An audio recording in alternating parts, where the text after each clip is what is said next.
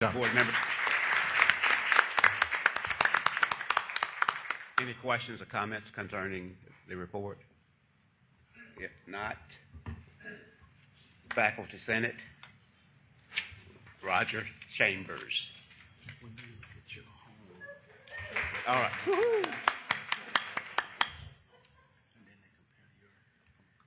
They built you up, man. I don't know why. Dr. Smith, Dr. Head, Executive Leadership of Lone Star College presidents, fellow Faculty Senate presidents, and guests that are here, good evening. I want to spend this time to look back at the year that we've had as we look back at Harvey, a year in review. We are 366 days past when Kingwood decided, not Kingwood, but Lone Star College itself, sorry, Kingwood is just dear to me, to exhibit this one characteristic of resilience. Resilience is the ability to withstand or recover from difficult situations. And Kingwood, why do I keep saying Kingwood?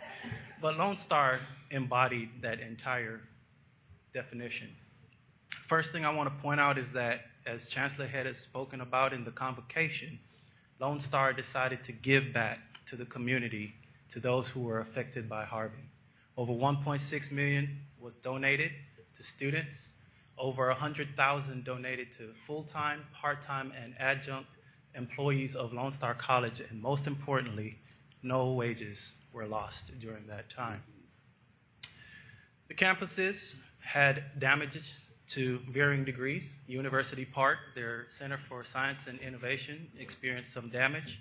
Fortunately, they were under control of the contractor at the time, so their damages were covered by insurance, and they were able to actually open their building in the spring 2018 semester. North Harrison, LSC, Montgomery did not have much significant damage to report from Harvey. LSC Tomball, however, they were serving as a community shelter, and they sustained about $3,000 worth of damages. They suffered drain leakage, ceiling tiles needed to be replaced. They had asphalt replacement as well as debris cleanup that took place, and I thank Dr. Jarrell Wade for this information. So it was the Saturday morning of Harvey, and I'm hearing about every hour that there are tornadoes touching down. And one of those tornadoes that touched down touched the Cy-Fair campus. They experienced roof damage at the Art building and the ESEC building. They had landscape damage, and it messed up the tennis courts. Why do I say that? Because we come to the campus that experienced the most damage from Harvey. I don't want to belabor the point. You have had many, many, many presentations about the extent to which Lone Star College Kingwood was damaged. Sustained heavy flooding. First floor of 6 of our buildings were damaged. The 7th building was rendered inaccessible because adjoining buildings were damaged, and we lost 104 physical classroom spaces. But more importantly, the tennis court for Kingwood was damaged as much as Cy-Fair's tennis court was damaged. You're really worried about that tennis court, aren't you? I just noticed the trend when I put it together, and I said, what did Harvey have against tennis courts? We should do a study about that. Now, while this devastating event took place in our city, Lone Star held true to its mission. And if you notice in this slide, 89,000 students still called Lone Star College home. And we awarded 9,000 degrees during that semester. I think it was really remarkable for Lone Star Kingwood, who we had to spend a lot of time evangelizing to the community that Kingwood did not close. We just had to do some modification and open a few days later than the rest of the system did. So we still had a banner year of enrollment. 12,950 students were enrolled, and we still awarded 1,434 degrees during that time, which I believe is very impressive given the reduced schedule that we offered. So what did we do? What did our staff and our faculty do? We had to go ahead and rebuild sections for about 1,275 sections. We had to convert all of those sections that were 16-week and 8-week sessions to 12-week sessions. Student services saw that students would have need, and we donated laptops to students that demonstrated need. We had 41% of our faculty who were certified to teach online prior to Harvey. In time for the fall 2017 semester, we had 81% of our faculty ready to go teaching online. We had to contact students. We had to let them know, listen, you're going to have a reduced schedule. You're going to be taking classes online, and we know it might not be the most comfortable thing for you to do, but we're here for you, and we're willing to work with you. ProDev and faculty fellows got active. We had to train faculty who had never taught online before. We had to help them develop new shells. We had to give crash courses in online pedagogy just so that we could support our students who were also going to be in an uncomfortable situation. And so Faculty Senate itself also saw it important and a morale boost for us to continue meeting, even though we did not have the full facilities of the campus as we wanted. We made it work. We communicated with students any way we could. We used all the technology that we knew. We had meetings with students wherever they could be met. We used every single center, every single resource that we had. And believe it or not, we met students at Starbucks and we met students at church. Isn't that amazing? So thank you to our sister campuses who also opened the doors to us to allow us to teach our students at that time, during that time period as well. So what was the aftermath of all of this? If you look at just Kingwood's enrollment completion and success data, you'll notice that we had more enrollments of students in this 2017 fall semester, but our success rates and our completion rates were not significantly different from any other regular semester. Now, it looks pretty average, but I do want to again remind you that most of our classes were offered in 12-week sessions, and most of them were offered online. If you notice, we tripled online enrollment during that period of time and still managed to maintain our statistical trends in completion, success, and withdrawals. The spring was a little bit better for us. We didn't have as many students as much, that's not the better part, but our students did perform better. And if you notice, especially in our online sections, we had better success rates and a better withdrawal rate. So, as President Ardalan just mentioned, Kingwood continued to serve. We believe that helping our community was very important, and so we continued our food fair. Our food fair still goes on. The second Wednesday of every month, so September 12th, Kingwood will continue its food fair. And where we are now is we're looking at 41 classrooms. We added a temporary building. Some faculty, like myself, got our offices back. 95% of our faculty are certified to teach online now, and we are in build back and procurement, as you all are aware.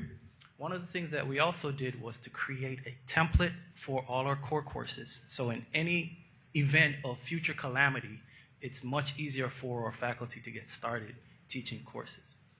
So as you can see, we're starting to normalize. Our face-to-face numbers are growing to 58%, where we had a huge flip in our ratios prior. Now, it would be easy for me to pick someone from Kingwood to tell the story about, but I chose not to. April Tyner is a grounds department worker with Lone Star College, Montgomery. Harvey affected many of our students and employees. April Tyner is one of them. She lived in a neighborhood that was hard hit. She stayed in her home until the water got to waist deep, and her and her family had to be rescued by boat. April spent a brief time at a local shelter and with friends who offered her a place to stay until the water receded. She returned home and began tearing out sheetrock, removing water-damaged furniture and personal artifacts. During that time, she still came to work, and she balanced the responsibilities of work with the stresses of her life at home. April is most grateful for the recovery time given by the chancellor, the monetary assistance offered to employees, all the gift cards, clothing, food, furniture, and donations she received. Local churches, community assistance, and insurance attempted to make her life whole again. However, in the end, the damage was too much for her, and she did have to move. Looking back, the stress and hardship created by Harvey put many people through a rough time. April and so many other employees in our system affected by Harvey have shown their resilience. Lessons learned will better prepare us for future events. We should be proud of the way we became one big family, helping and sharing with those in need. The community college, which came together to support and assist in countless ways, proves that we are better together. So in closing, resilience. It's not about what happens to you. It's how you react, how you respond, and how you recover from what has happened to you. Thank you. Good job.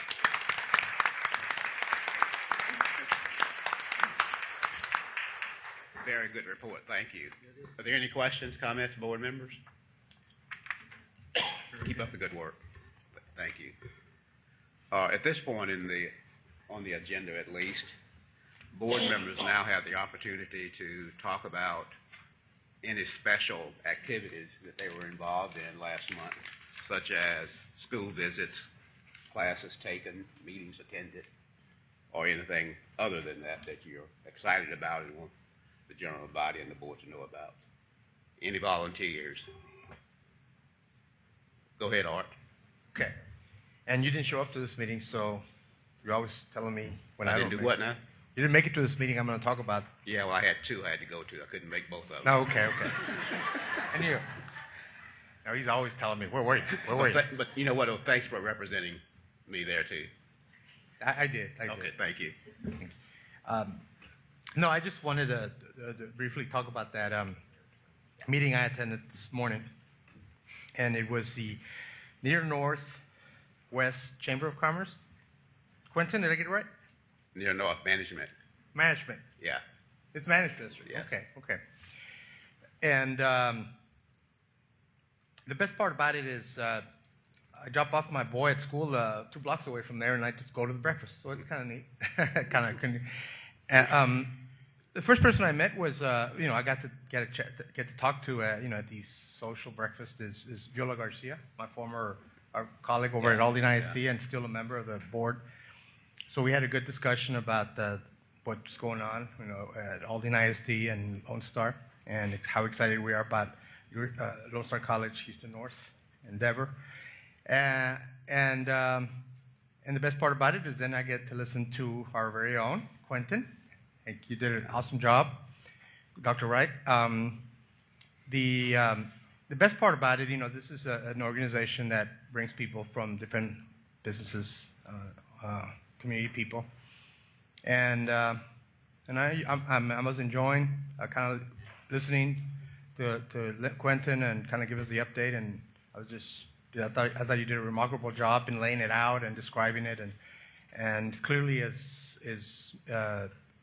resonating with the community, and so I commend you for that. Especially when you get to the comments at the end, when people ask you questions, and I think one of the first questions that was asked is, well, first of all, they were complimenting us, they were complimenting Lone Star, and the specific comment was and I remember what the young lady was, but she said, I like the fact that you are focused on the success of students.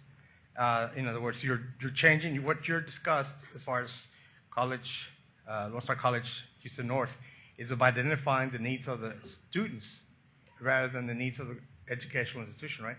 That kind of everybody's used to cookie cutter. Come on to our schools, and I thought that was the best compliment that we can get, that we're actually looking and see how can we help them.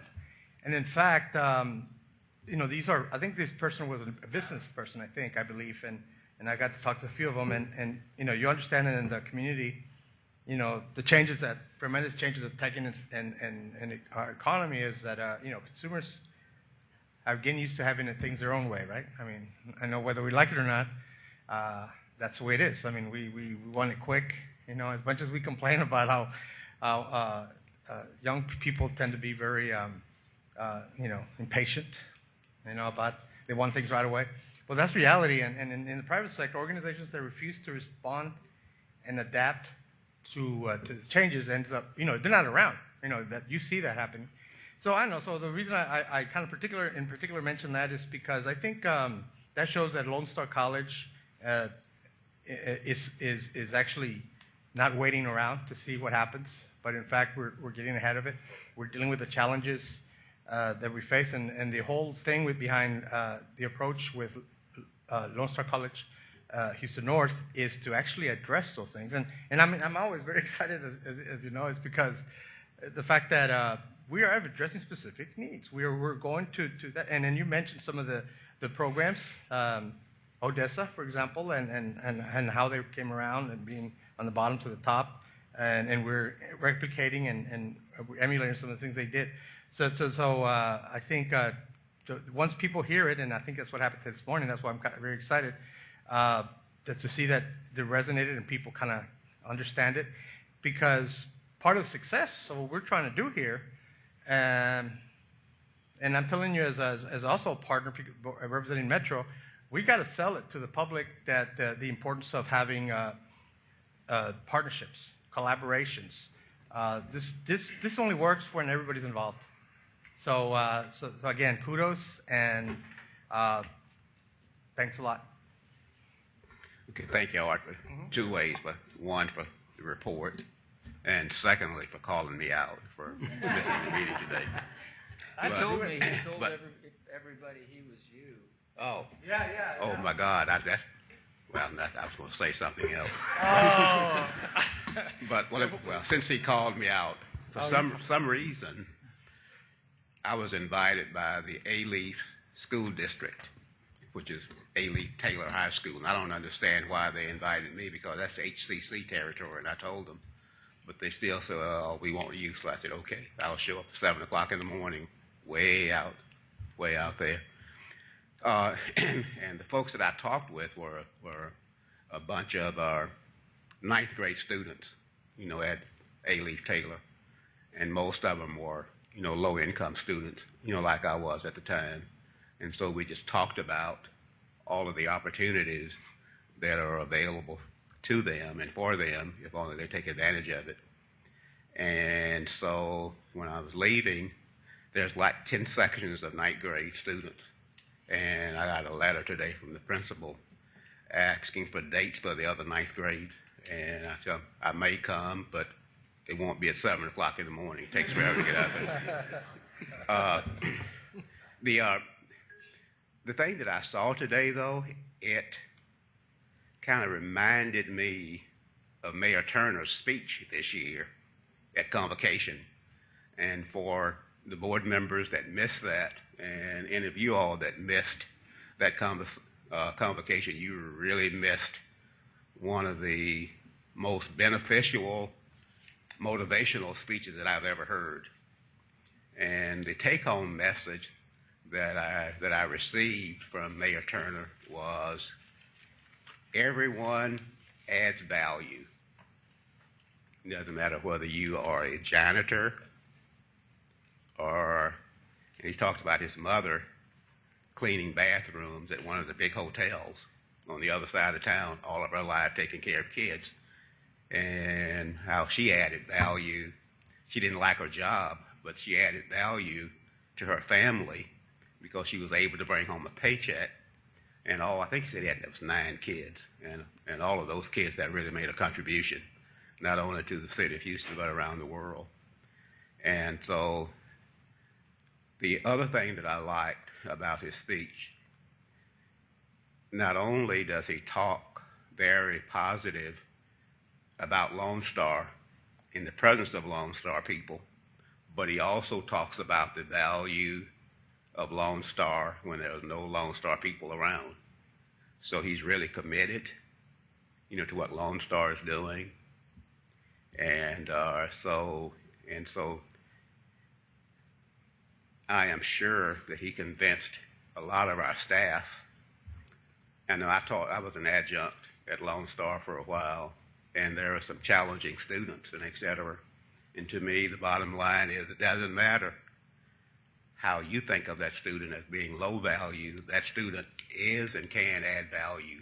So be patient with them because they will add to the bottom line.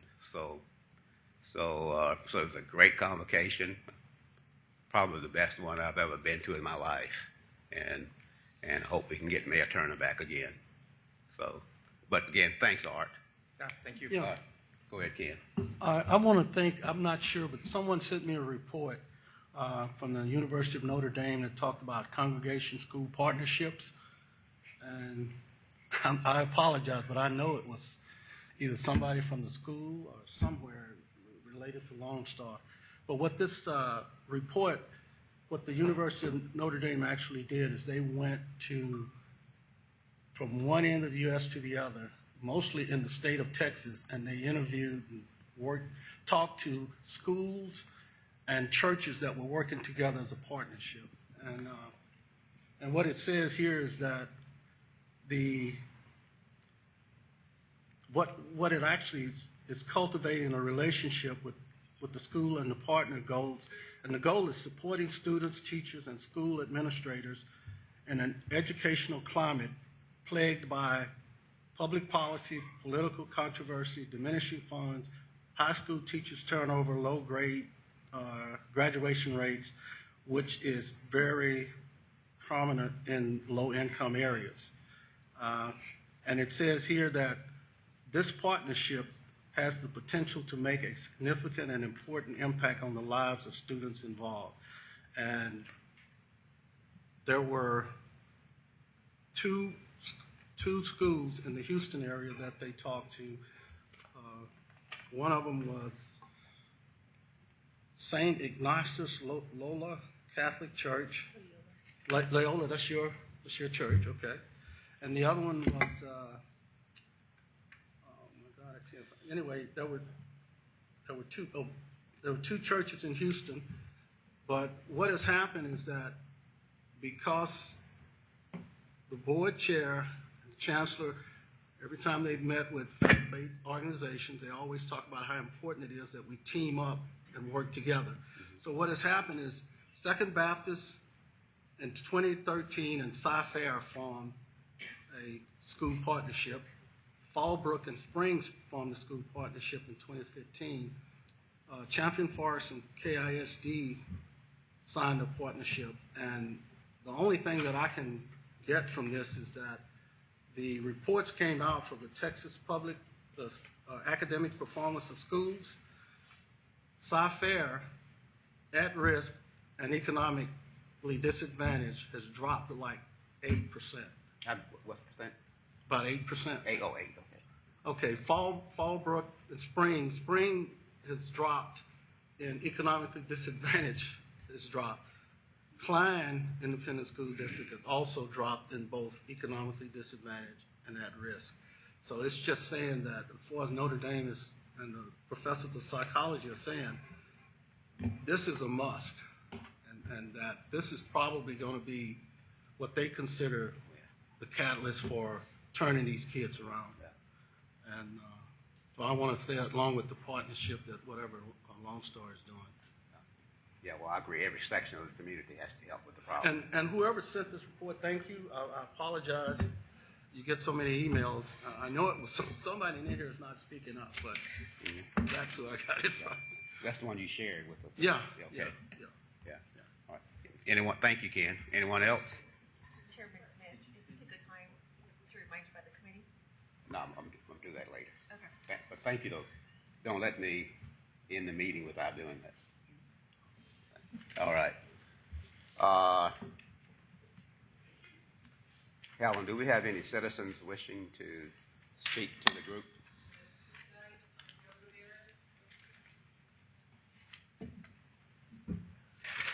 Joe? Okay. I mean, Mr. Ramirez, come on. My timer coincides with yours. Oh, good.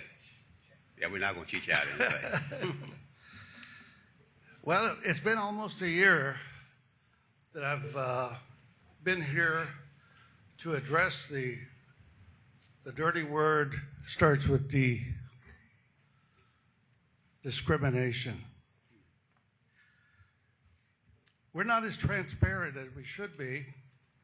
How many of you in this room know that this college has been under indictment since 2012 for discrimination of Latinos?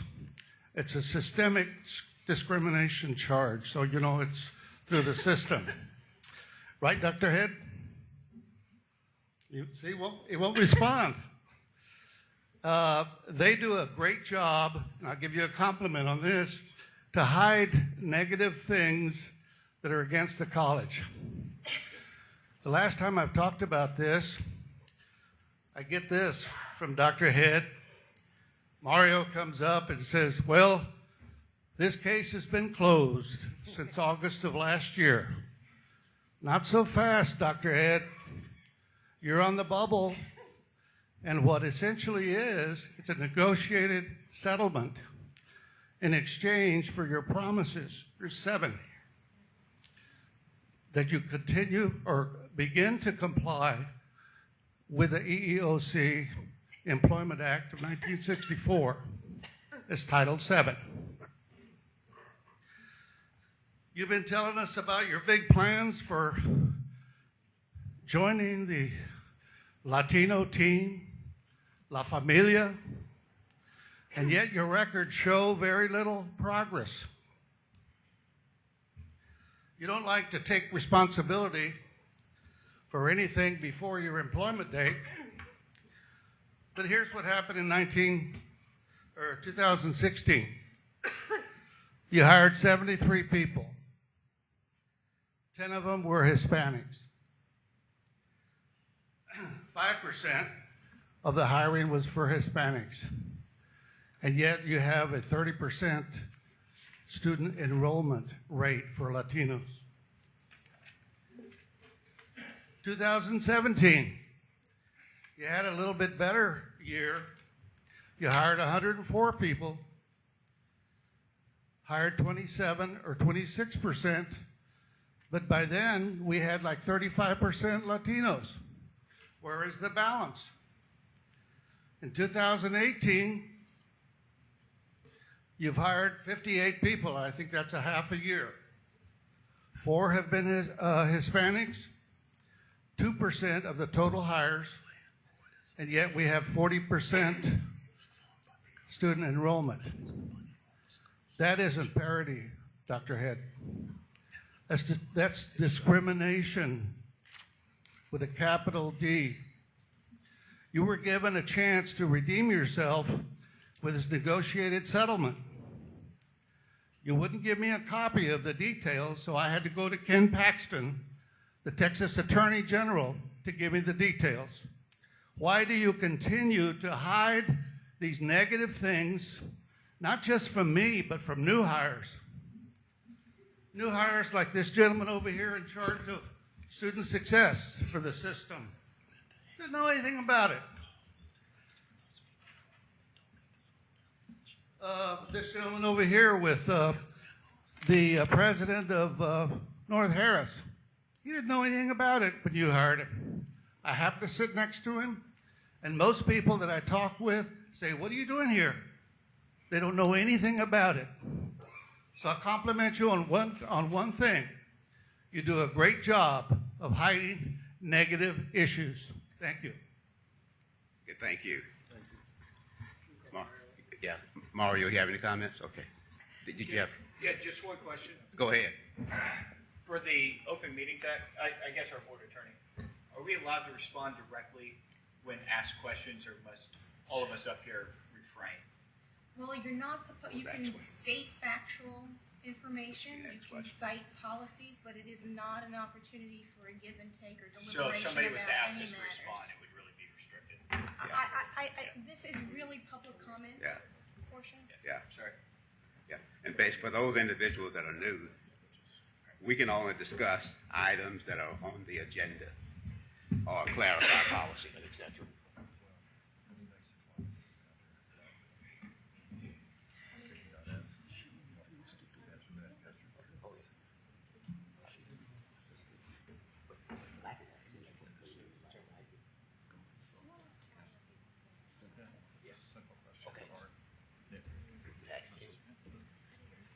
Yeah.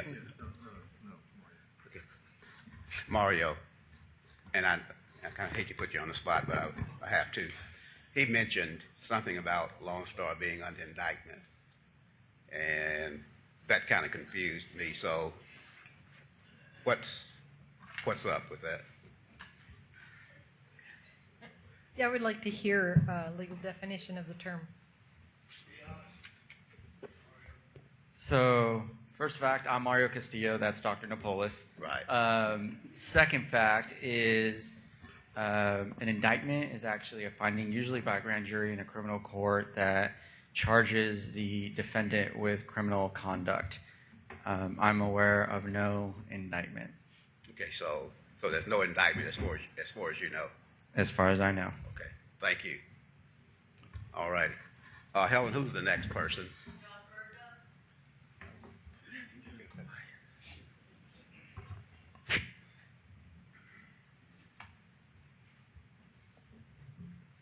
Good evening. Good evening. I'm John Bergduff, representing the American Federation of Teachers. Tonight I'm going to be very brief. There is a first reading tonight of a revision to Section 7 of the policy manual related to legal affairs, and I simply have a couple of questions that I'd like to pose on behalf of the AFT. I'm going to read a few sentences excerpted from the proposed policy change. Quote, "The Office of the General Counsel, or OGC, provides legal services to the college. The General Counsel serves as the college's chief legal officer. OGC protects the college's interests by providing responsible legal advice. OGC employs all appropriate means to protect and advance the college's legitimate rights, claims, and objectives. OGC does not provide legal advice or representation to college officers, employees, or agents on personal legal matters. To the extent that the college's legal interests are not aligned with the legal interests of college employees, OGC represents only the college." Unquote. To begin with, the union appreciates the value of delineating the purposes of the Office of General Counsel more clearly. It is particularly important for employees to understand that the OGC does not represent the interests of individual employees on legal matters. As a labor union, that is actually a service that we provide for our members. My questions on behalf of the union are two. First, the proposal speaks of representing the college's interests. The college ultimately is a collective of all of its employees and stakeholders accountable to a great many individuals and entities. It is not in of itself a person. So the question is, how does one determine what the interests of the college are, and who is going to be making that, and who makes that decision? The second question is, Lone Star has the rather unique situation that our general counsel has administrative oversight of a number of areas not related to legal affairs. He is the head of human resources and the chief operating officer, among other duties. Does that diversity of roles and priorities complicate the process of identifying the college's interests in juxtaposition to the interests of those specific areas? Are those interests potentially in conflict? We hope that these are questions that are under consideration by the General Counsel, by the Chancellor, and the Board as this proposal goes forward, and we hope that they will be discussed and explained in public either tonight or when the proposal has its second reading next month. Thank you very much. Yeah, thank you, John. And the General Counsel, the Board, and also the Chancellor have heard your concerns, and that would be factored in. Okay. At this point, we will consider the consent agenda.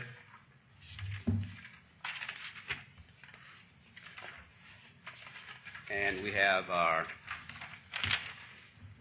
22 items on the consent agenda. And item number 6 has been pulled. Items 2 and 4 will be considered separately. Board members, are there any other items you would like to have considered separately? If not, I would like to have a motion on items 1, 3, 5, and 7 through 22. So May I have a moved. motion, please? So moved. Second. It's been moved and properly second that those items be considered for adoption. If any question, all those in favor vote by the usual sign. Any opposed? Motion passed. Okay, we will consider item 2 separately. Dr. Head, are you doing that or Jennifer? Jennifer's going to do it. I ask, this deals with our proposed, what we're calling the budget planning policy. And we put together a presentation. I thought this was very important that everyone see exactly what we're talking about. And I'm going to let Jennifer go into detail, then we'll add, there's about 12 slides here, something like that. Yeah. And I think that will address the issues that have been raised. Now, we've got backup material for you, but I wanted her to spend some time and go through this. It's a little unusual that we would do it like this, but I think this is really important for the future of the college. So. Okay. Thank you. So, the budget planning policy. So, this proposed budget planning policy has a couple of goals, and it's phrased as budget goals in the policy. The first is to reach the state median of expenditures, including debt, per full-time student equivalent in 5 years. I mean, the policy itself doesn't specify the 5 years, but internally we think we could get there over a 5-year period. The goal itself in the policy is for us to reach the state median of expenditures. Let me add one thing. So this came out of the discussions we had when we had the budget workshop back in the spring, where every year we seem to be dealing with, well, how are we going to handle, really that the basis of this is the declining state percentage of our operating budget. And so the discussion every year has been, well, how do we want to handle that? And is that taxes, or is it tuition and fees? And last year we raised out of district, and we're trying to equalize those fees so that taxpayers don't foot the bill any more than they should. So that's how all that. This is how all this came about, and there was a board committee that made some recommendations. So that's the background of it. So, okay. Right, and so the approach we took to doing that is, the question was what mix of our revenues comes from student revenues versus tax revenues. But to talk about that mix, you also need to have a goal of what total revenues are you trying to achieve. And it seemed better to come at that revenue goal through expenditures. How much are we trying to spend? So that's where we come at this first budget goal of reaching the state median of expenditures. And that goal would mean increasing our expenditures from, this is in 2017 dollars, currently about $9,900 per student to $10,900 is the state median. Once we established sort of this expenditure target, it was what mix of revenues, and so the second budget goal is to equalize property tax revenue and student revenue. So here, if we assume that state revenues stays around 21%, and if our out-of-district fees and other miscellaneous revenues each stay around 5%, then this would mean a equal split between taxpayers and students of 34.5% each of our budget. And so within this goal, so for both of these, we've said we think we can achieve both of these in about a 5-year period. So in the goal, in the policy statement, it would limit increases in tuition and fees to 8% in any given year. Okay, can we ask questions as you go along? Sure, please. Okay, the last two bullets under the equalized statement, out of district, state, and international fees, I'm sorry. The last two bullets, out of district, state, international fees that students pay, why is that broken out separately rather than including it in with the projected taxpayer students ratio? That's broken out separately. Previously in presentations, we have included out-of-district and then the out-of-state international fees in student revenue. However, when looking at this policy, the purpose of the out-of-district fees and the out-of-state international fees is to offset what local taxpayers are paying towards a student's education. So for an in-district student, the local taxpayers are paying for part of their educational costs. For out-of-district students who don't contribute to local taxes and the out-of-state, and international students who also don't pay into those taxes, they have those fees to offset that so that our local taxpayers are not subsidizing those students. So it realized that in doing this, if we continue to include that fee in the student revenue ratio, then taxpayers would effectively continue to be subsidizing those students. So we needed to remove that. We have another slide in just a minute that shows, and really, Trustee Good, we have another slide that shows how we consider those fees to be in lieu of taxes. And she's going to go into more detail in that in just a minute. And you might want to explain, too, what the 5% miscellaneous is. That's primarily our auxiliary revenue. So bookstore commissions is what comprises the majority of this, and other miscellaneous things. Okay. Yes. Does that include the rental revenue for, No. where is that? The rent revenue, that we don't have that in the auxiliary. It is included in auxiliary. I'm sorry, it is, because it's Okay. in the auxiliary revenues. Okay, go to the next one. There we go. So just to show on the first budget goal, reaching the state median of expenditures, to show where we currently are. This is fiscal year 2017 data. This is the last fiscal year that we have data for all 50 community colleges in Texas. So the expenditures per full-time student equivalent, we are the 16th lowest. So you can see here, I had rounded the numbers on the prior slide, but where we actually stood in terms of expenditures was $9,958 per full-time student equivalent, and the state median was $10,914. So on here you can see the red, including the bar and the line, is the state median. Lone Star College is in yellow, and the blue bars are our Gulf Coast and peer colleges that we otherwise tend to compare ourselves to, and gray is everybody else in the state. So let me make sure everybody, so the blue is kind of what we compare ourselves to. You can compare whatever you want to, but we've been looking at our colleges that are about the same size, and then we look at Gulf Coast. So we can pull this out however you want to. But, so the goal is to get to the state median over a 5-year period. So. Yes. And just to show what goes into that, the additional revenues that we would need to reach that median in a 5-year time period, what I have done here is the blue, starting from FY19 through FY 2023, sort of assumes no additional revenues from any source. So it's a flat $490 million.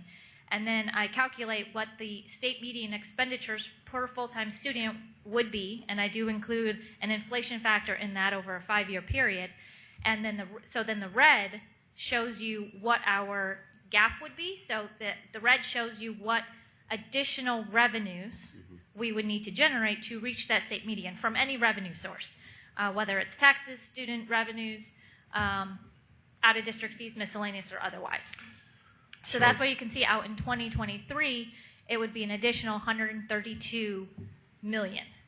I just want to point out in FY23, our budget's going to be almost $623 million, and that's assuming we don't have any construction. That's just operating budget and debt. And debt. Yes, operating and debt. Yes. This is not, there's numbers, we've talked about these numbers before. That's just kind of our natural evolution, but that's where we're going to be with, as we seek the averages.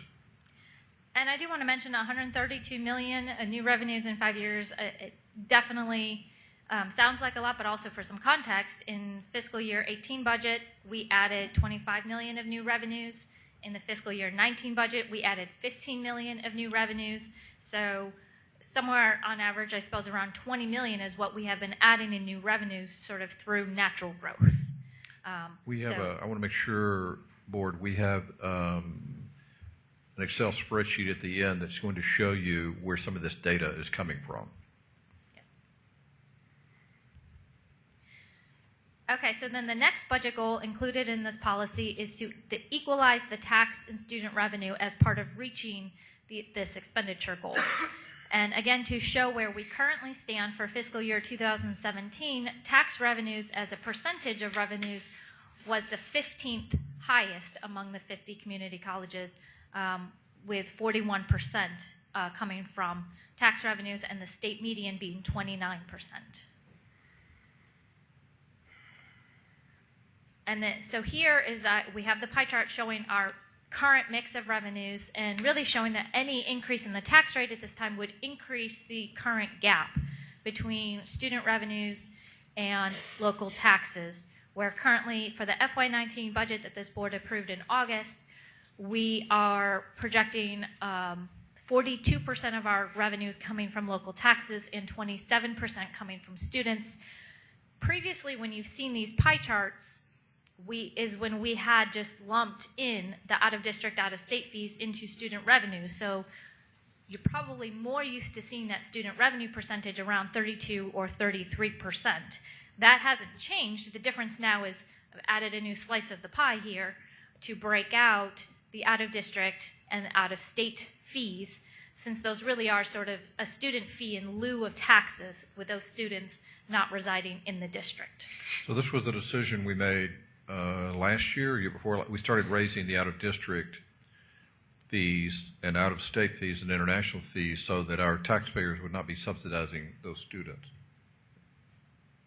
Mm-hmm. And we can put it in there however you want to see it, but it's, I mean, we put that in there by design just so you can see what the percentage was on those. We'll call it a fee, but it's just tuition and fees for those students. Let me ask you about a couple of your assumptions.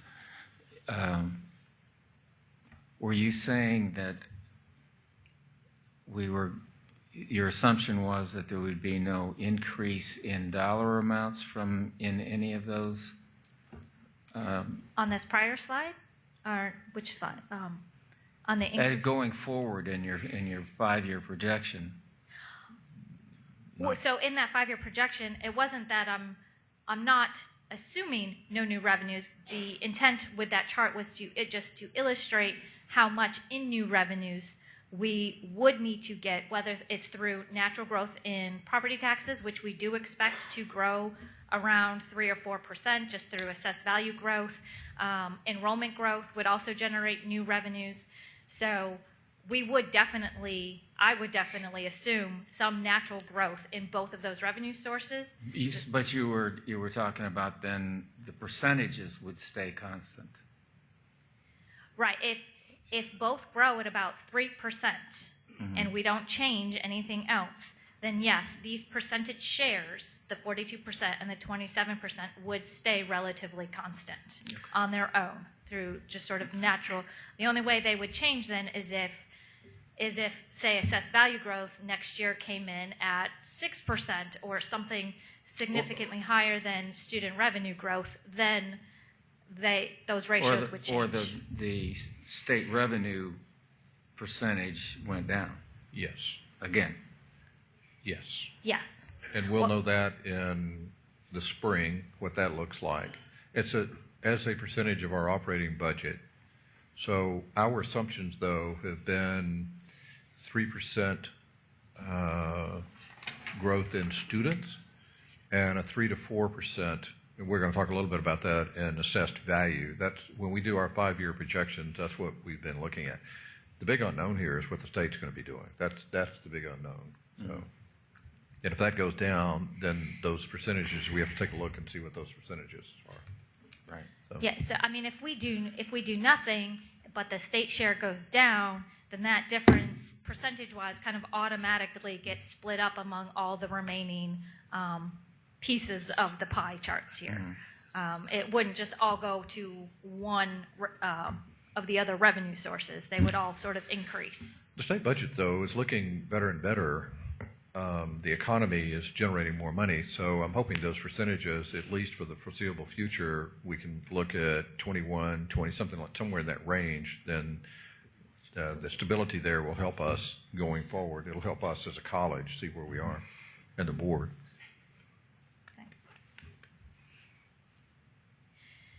So looking at these percentages, the tax revenues, so in prior years, that share has been increasing because prior years, assessed value growth has been great, right? I think it was FY13 or 14, it was 11% assessed value growth. But we have seen that growth come down to what is a more stable long-term growth rate of about 3 to 4%, right? In FY19, we are seeing about a 3.66% growth rate. So with that coming down is where we're expecting this percentage of tax revenues, if we do nothing, to just sort of simply stabilize around this 41, 42%.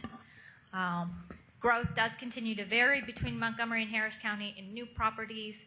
And then, of course, we do sort of have out there the discussion at the legislature. So, but there, unless it's a revenue cap that's enacted, the legislation is not likely to have a measurable impact on much of what we're showing you here with this budget policy.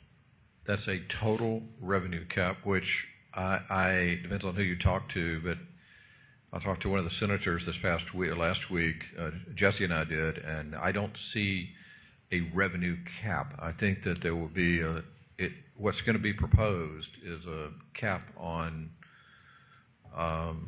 what growth in assessed value. How would you describe that? The amount of money that we would go ahead.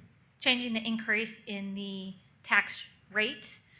I mean, currently we are legally allowed to. There's the rollback tax rate, which is an 8% growth. Last session, there was discussion of lowering that rate. So that's sort of a cap on the tax rate, which is on existing properties, not new properties. Right. A revenue cap, a total revenue cap, would then encompass new properties. So that's where a revenue cap versus a cap on the rate becomes sort of very different things. And even then, under those proposals, we could go, if we had to, and I don't see that happening, but if we had to, we could with voter approval. We'd have to go out for vote if we went above that under those proposals. But right now, there's nothing on the table right now. So. Right. Yeah, that's how it works currently. If we went over that rollback tax rate, yes, we're not limited to that. We could propose above that, but then voters could petition to put that to an election. I want to make sure that I understand that because I'm hearing two different things.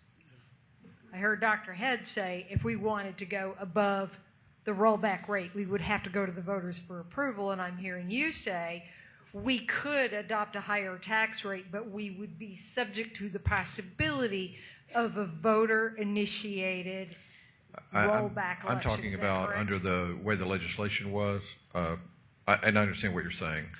Under the current law, right, if we go above 8%, then we're subject to voter rollback or tax rollback. Or under the discussions that are going on some of these bills, that was the issue.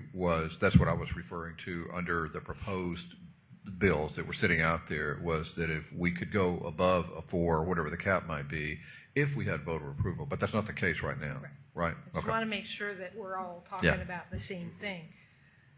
I also see in this proposed policy the definition of the rollback tax rate is more specific than what we've been talking about, because it says that it's 108% of the tax revenue for operations.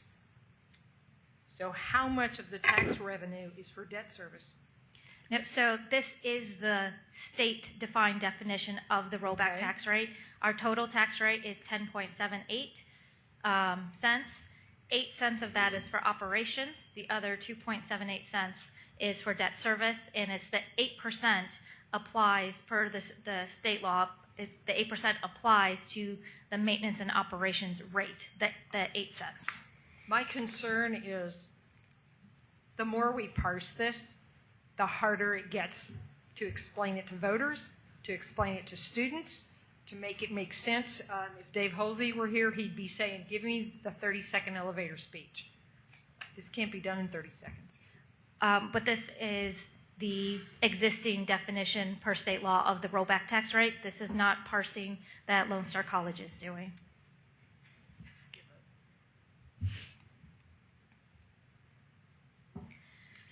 So then looking at the percentage of student revenues to equalize these things, if we're looking to increase the percentage of student revenues, looking at where we stand currently, we have the 11th lowest in district tuition and fees in the state.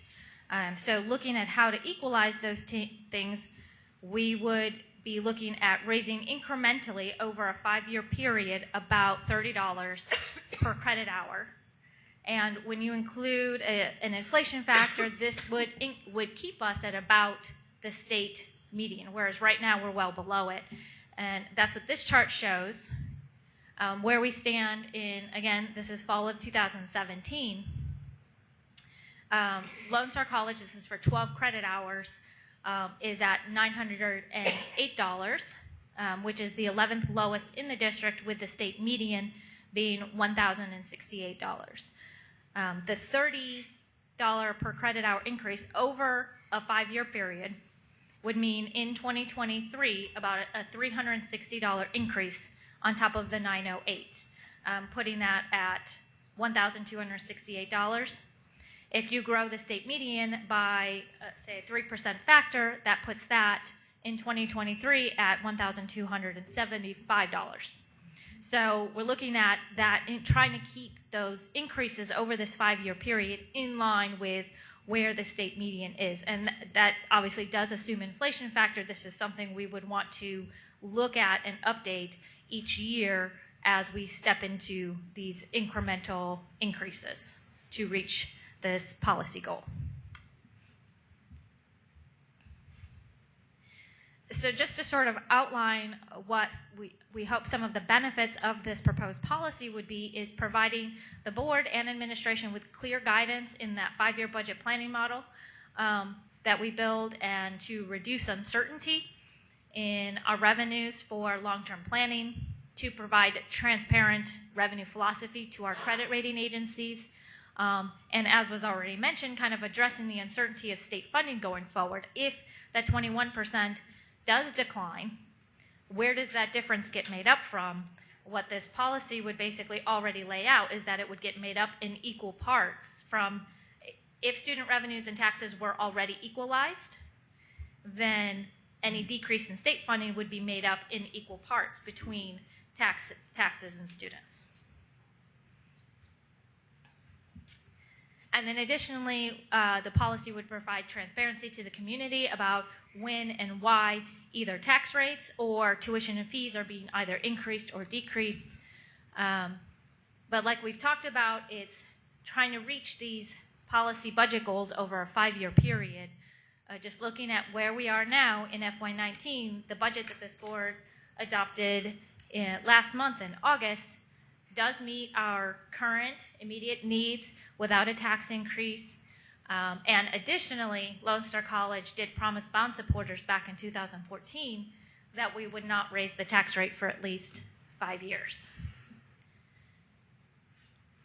And this is where, if we could open up the spreadsheet, I just wanted to quickly show where some of this data comes from.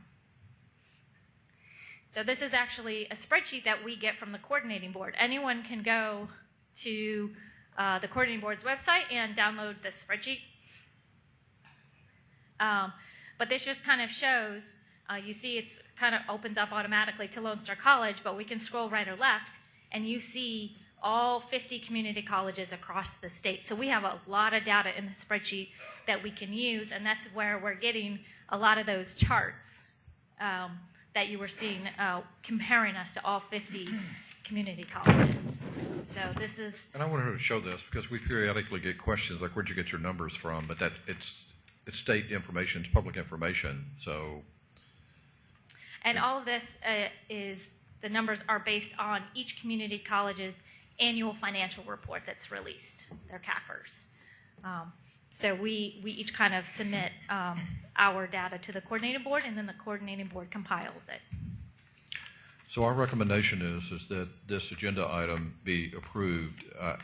What I personally think, it's a really good policy. It will help us a lot for all those reasons.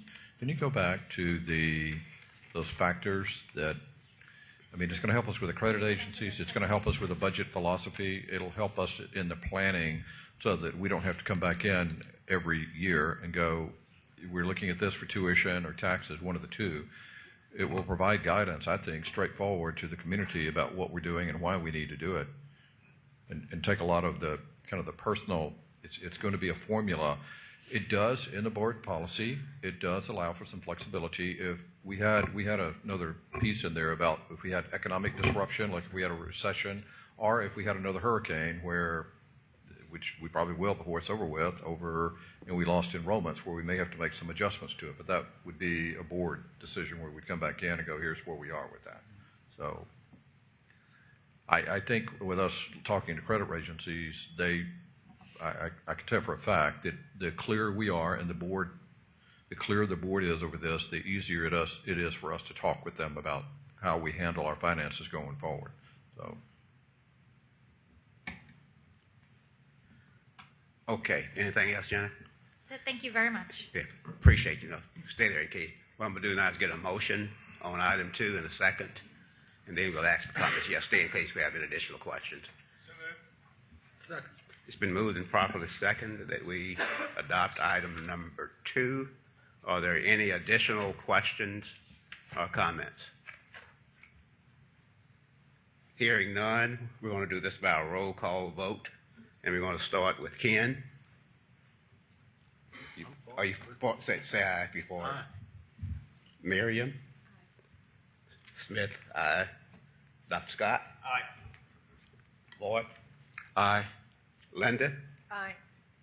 The motion passes unanimously. Thank you. Oh, where's my Oh, I'm sorry. Oh! Call you out? Well, no, I did that on purpose to see what you were saying. Aye. Okay, all right. Well, thank you, Art. Unanimously passed. Good job, Jennifer. See, I got you back, Art. I won't forget you the next time, though. Okay. This time we have item number 5 to consider separately, and I have item 4. I'm sorry, item 4, and I have to. There's standard language that I have to read for the motion, and I will read that and ask for a second. Thank you. And a roll call vote. I move to propose the maintenance and operation ad valorem tax rate of 0.0800. Zero. 0.0. No, zero. 0.0. That's not a number, though. Okay, yeah. 0.0800 per $100 valuation for the 2018 tax year be adopted at the October 4th, 2018 regular Board of Trustee meeting, and 2 public hearings to be held 2 p.m. on September 18 and 5 p.m. on September 26, 2018. If adopted as proposed, the total ad valorem tax rate for Lone Star College will be 0.1078 per $100 valuation. Do we have a second? Second. Okay, it's been moved and properly second. Are there any questions or comments? We'll do a roll call vote again, starting with Linda. You're skipping Art again? Yes. I'm just kidding. Go ahead, Art. Aye.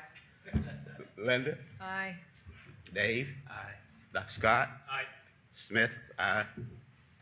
Miriam? Ken, aye. Good. Yeah. And a point of clarification, the tax rate did not change, the same tax rate we've had before. Thank you. Okay.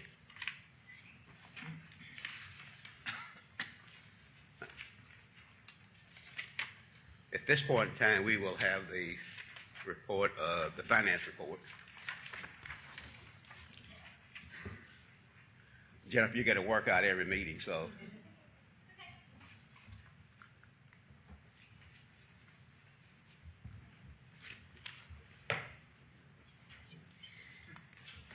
Okay, yes, in your books is the presentation of the monthly financial statements for the month ending July 31st, 2018. And this is the 11th month of fiscal year 2018. We are now at the point in time where we have entered a new fiscal year. We are now in fiscal year 19, but we are still showing reports from the prior fiscal year. We will do this one more time next month when I present the August 31st. So the main report that I like to highlight here is on page 3, right? The statement of revenues and expenditures. This is the report that I like to highlight each month, kind of pointing to where we are currently forecasting our cash reserves to be at the end of the fiscal year. When we did this for the month ending July 31st, at that point in time, we were still forecasting ending at 18% cash reserves, right? But now that we are September 5th and this is cash, we can go look and see what that actually is. So this is where We're about on page, if you're using your iPad, we're on about page 89 or 88 or something, somewhere in that neighborhood. We've got different views up here. Okay. Okay, I like my Say that. I want to make sure they hear what you're saying about the fund balance, the reserve. Yes, the cash reserves, we've been forecasting to end at 18%. We actually did end at 18.9%, which is $66 million.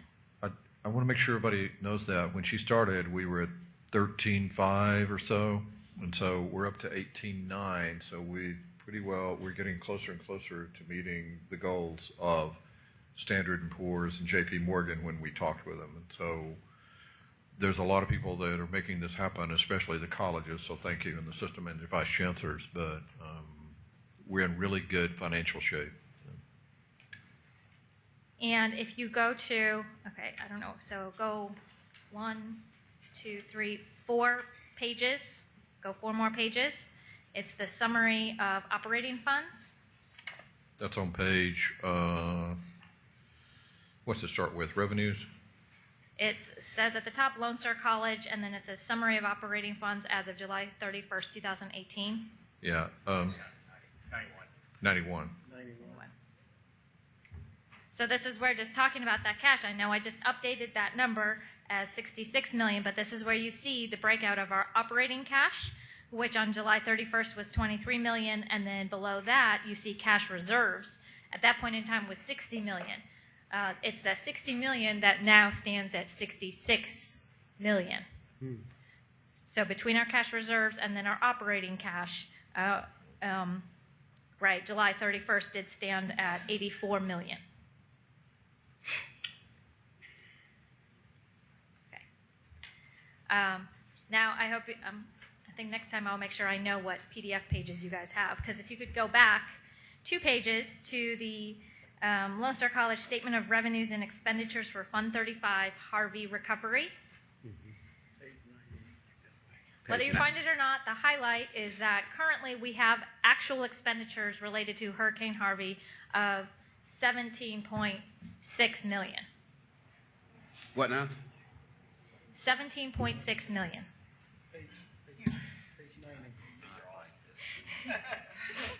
Okay, gotcha. Just love technology. I like my book. Well, I was looking at Fund 35. So this is where, right, yes, we are estimating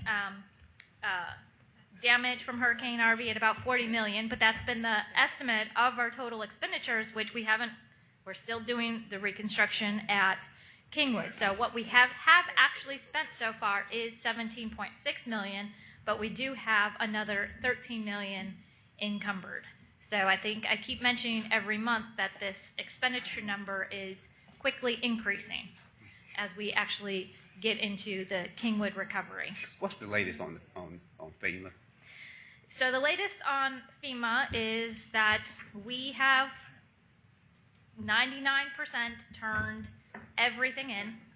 Right now, it's sort of a waiting pattern on FEMA. They do periodically come back to us with questions, which we then clarify. For example, the most recent one from FEMA was on our invoices with Blackman Mooring. They were the ones who did the remediation work at Kingwood. FEMA wanted the sign-in sheets, right? So when those crews came on the campus to do the cleanup, there were sign-in sheets on the campus for the crews. FEMA wanted those sign-in sheets. So that's an example of how very specific the questions back to us come. So they come back to us with questions, we respond and provide. Usually it means additional documentation that we provide them. And so we keep responding to every question. there are different project worksheets. We do thankfully now have, I think, one or two of them have moved from the federal FEMA office to TDEM, the Texas Department of Emergency Management, because they are the ones who actually then release the funds to Lone Star College. So we do keep seeing incremental progress, but it's incremental progress. You want to talk about the LBB, the Legislative Budget Board? Yeah. Yes, so annually to the LBB, we submit sort of what our asks are. Typically, our asks is nothing. It's right the same as what we currently receive from the state. So this year, we did submit a special request for relief for Hurricane Harvey funding, but for the gap. What we put the request in at $15 million, which is our current estimate for what the actual impact on us, on Lone Star College, expenses of Hurricane Harvey is going to be. With total of $40 million, $10 million, we got $10 million from insurance, and then with our estimates of what we expect to receive from FEMA, that left a balance of about $15 million to Lone Star College that would not be covered by either insurance or FEMA.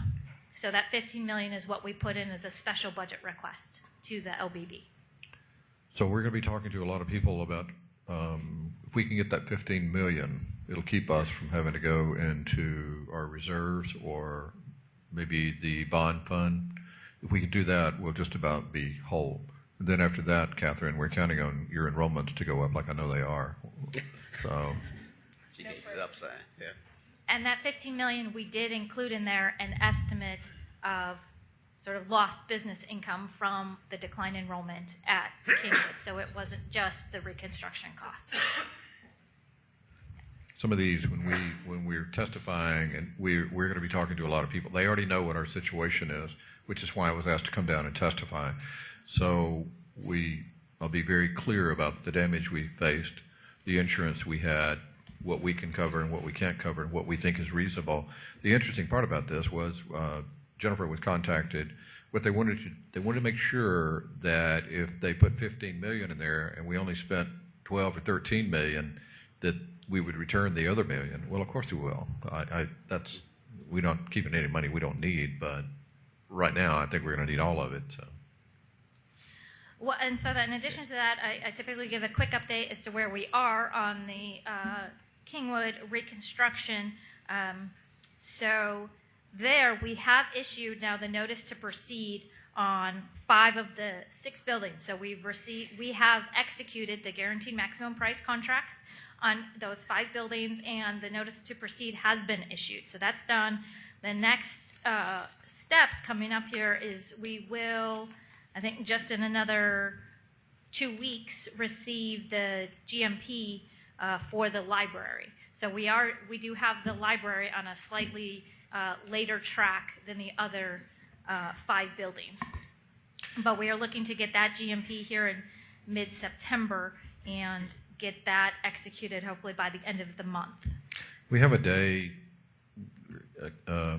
Catherine's working with a couple of different people to have a Hallelujah Day when we reopen fully. They're open, I've got that, but that'll be sometime early February, something like that, give or take. 15. Okay. We'll make sure everybody's there. I've said it so many times, I feel like I'm losing credibility with this. Kingwood has worked so hard. And Roger, I heard what you said. I looked at the numbers, but people have been working really, really hard to help our students and help each other over there. It's very appreciated, I think. And I just need for Catherine to take vacation periodically. And we get updates, board. If you haven't been getting them, you're at 374 or something like that?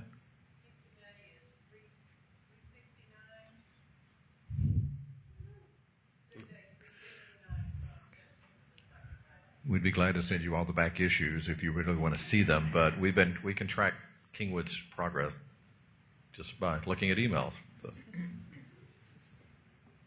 Okay. Go ahead. I mean, if I could, there was just in the construction report, Yes. just one item I wanted to highlight. I know I usually don't highlight much from here, but I did want to highlight because obviously everyone is generally aware when we open new buildings, but we have a lot of other projects that go on besides that. Yeah. So we did complete in August, Fairbanks Center roof was replaced. And that was completed mid-August, and I definitely want to thank one of our new project directors. His name is James Williams, was leading that project. The budget for that project was $715,000. We're still waiting to get all the final invoices, but we're crossing our fingers that we might see about $100,000 savings in that project. But did want to mention that even though you can't necessarily see it unless you go up on something else, we have now replaced the roof at the Fairbanks Center. Okay. Thank you. Thank you. All right, board members, any agenda items for the next meeting? The committee reorganization, are we going to do that tonight? No, we'll do that next month. Well, I'm going to do the policy. I'm going to do the policy committee, absolutely. Any other agenda items for next meeting? Okay. Everyone knows that Dr. Trowbridge moved to Oakland, and one of his responsibilities, in addition to being a board member, was he was on the policy review committee. And in the interim, I have the honor of naming Miriam Saldivar to not necessarily replace Ron, but to take his spot on that committee. And she has agreed to serve, and she's looking forward to working with you, Kyle, and Dr. Holsey on policy revisions. If there are no other questions or issues, unless anyone objects, the meeting is now adjourned.